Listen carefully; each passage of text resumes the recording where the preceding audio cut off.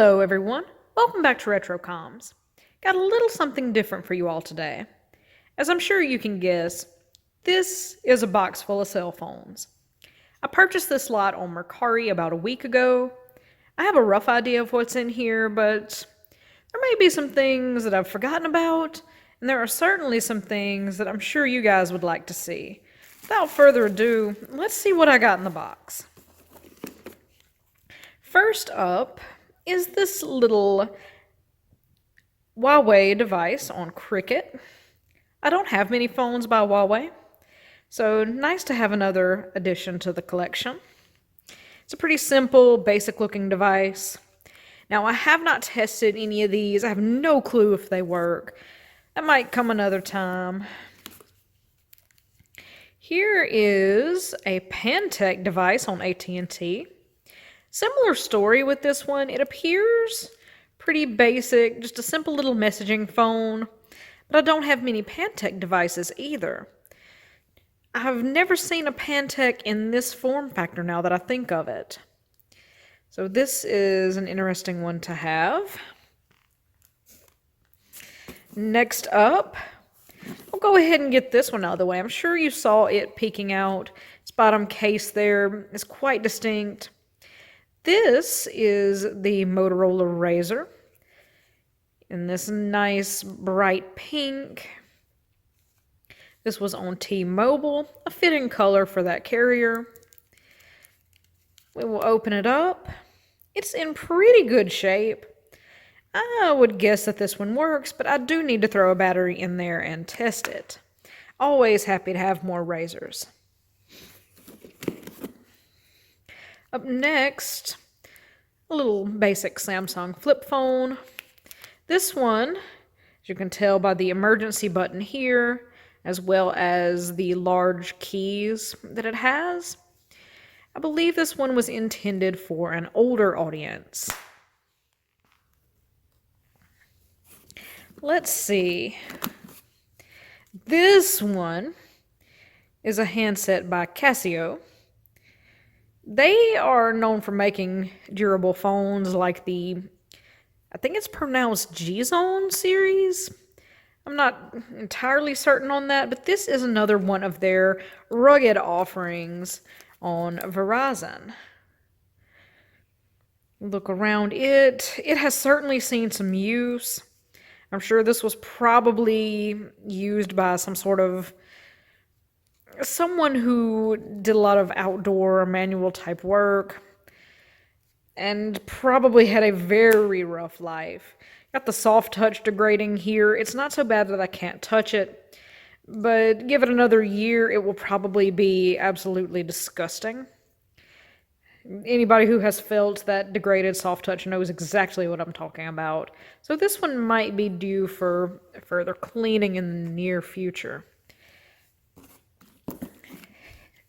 Next, this little LG. It's missing its battery and battery cover. I may have something that fits it in my collection already. A simple sliding messenger phone. This is probably a touchscreen. Sad that I do not have a battery, but I've probably got a battery I can use to test that out though.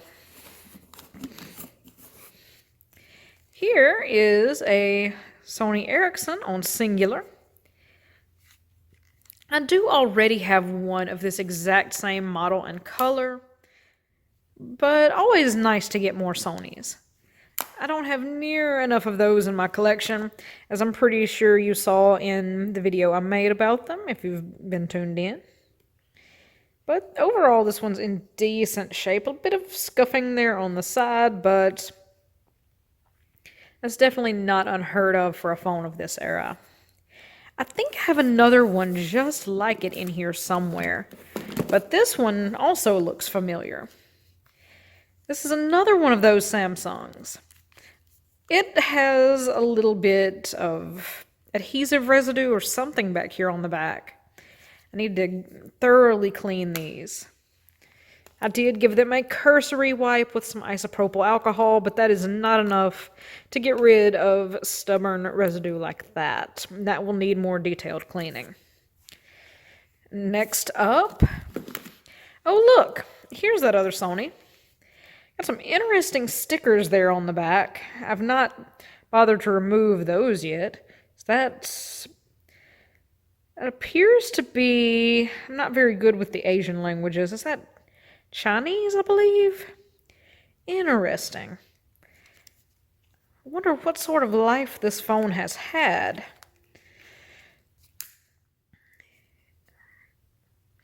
But overall, still in good condition. Just curious about those stickers there on the back. What does any of that mean? I will have to get on Google Translate and look further into that. I'll put it next to its twin here. They even have similar wear on the sides. Wonder if that's a common type of wear that these get, or if they had similar lives. Let's see what's next. This one on Vodafone. Vodafone is not common here in the States. I'm wondering if this one came from elsewhere. I will have to power it up at some point and test it out. That will be for another time, though. We've still got a few more to get through here.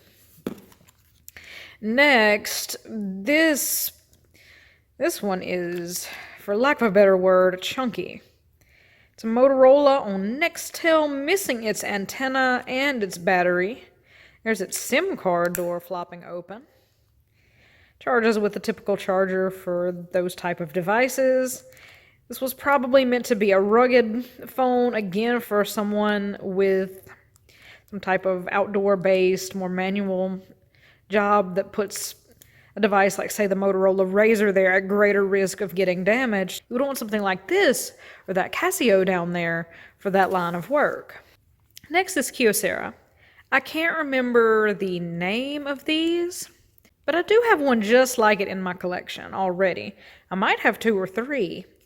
This charger is obscure, but I do have one, so I will be able to test this one out. And up next, Hello Moto. Can't go wrong with a basic Motorola flip phone from the early 2000s. Lacking a camera, but in pretty good condition for its age. This one feels light. I doubt its battery is included, but I'm sure I've got something to test that. Hey, there's a 3.5mm headphone jack there. Nice. Put it back down here. Who's next? This little LG. Interesting one here with the media function keys and a large external display. Up top, we open it up. We can see its nice keypad here. It's a very interesting design, but sadly, someone took a chunk out of this poor thing. I believe it did have an external antenna, something kind of resembling that which the Motorola there has. But sadly, it has been ripped clean off of the frame of this phone.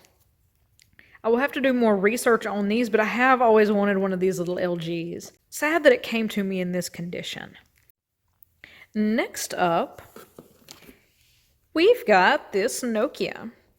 Now, this one has an interesting feature of its design that I would like to show you. If we open it up, it's got this neat little silver line that continues down the back of the device. It's rare that I see this much care put into the back of a phone like this. The hinge is covered. It would sit at a nice, comfortable bend. Perfect for being held up to the ear while having a phone call. Neat design for this type of device.